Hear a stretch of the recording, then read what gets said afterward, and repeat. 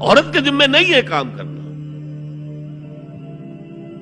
کہتے ہیں مجبوری ہے. آپ اپنے سٹینڈرڈ آف لیونگ کو بڑھاتے جائیے. دونوں کی سر توڑ محنت کے باوجود آپ کا جو ہے تقاضا پورا نہیں ہوگا. اور اسی کو سکیڑ لیجئے. کمانا شوہر کا کام ہے، بیوی کا نہیں. اس کو اقبال نے کہا ہے کہ اسلام کا معاشرتی نظام دو حصوں پر مشتمل ہے. حافظ ناموس زن، ایک تو عورت کی عصمت و عفت کی حفاظت. مرد آزماں، مرد کے اوپر چیلنج ہے. بھاری بوجھ تمہیں اٹھانے ہیں. مرد آزماں مرد آفرین. بھاری کام سارے مردوں کے لیے ہے.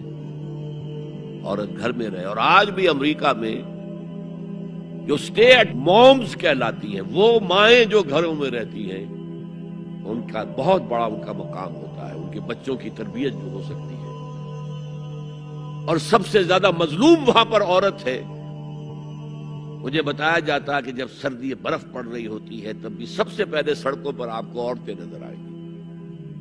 مرد 1 گھنٹے بعد گھر سے نکلے گا، کیونکہ اس عورت نے کہیں اپنے بچے کو کسی بیبی سیٹر کے پاس،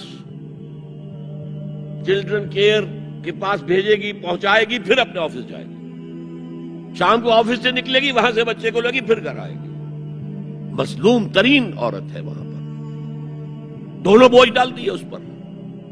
حمل بھی وہ اٹھائے،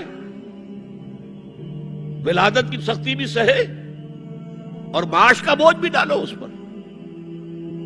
واقعہ یہ ہے کہ آج کی عورت انتہائی مظلوم عورت ہے. ایک تو اسے کھلونا بنا لیا. عجیب حیرت ہوتی ہے مغربی تہذیب کو کیا ہوا ہے.